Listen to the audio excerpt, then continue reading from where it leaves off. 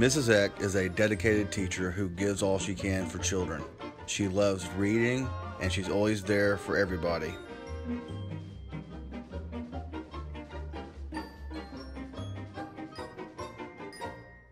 My favorite part of teaching is the first 10 minutes of my class, where I have one-on-one conferences with my students. My students read, and I get to sit down beside them, lean in, and talk about books. I create reading relationships with them by finding out what they like to read, talking about how reading a certain book changed them, or made them think about something in a different way. I have students who come into 6th grade and say they hate reading.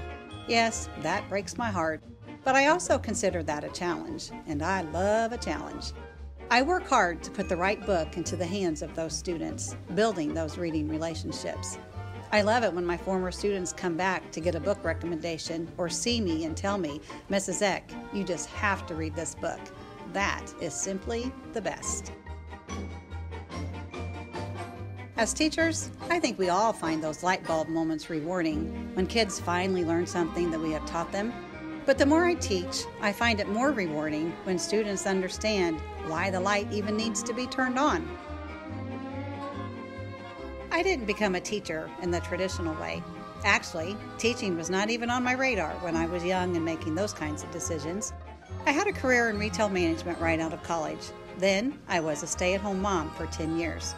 It wasn't until my son Ethan started school that I went to work for the VCSC. I was an aide in Amy Holscher's classroom, and it was magical. Kids came into her room at the beginning of the year as 6-year-olds and left as readers. To me, that was pure magic. Mrs. Holscher had a huge impact on my decision to go back to school and become a teacher. After being in her classroom, I knew I wanted to create some of that magic too, and I still do.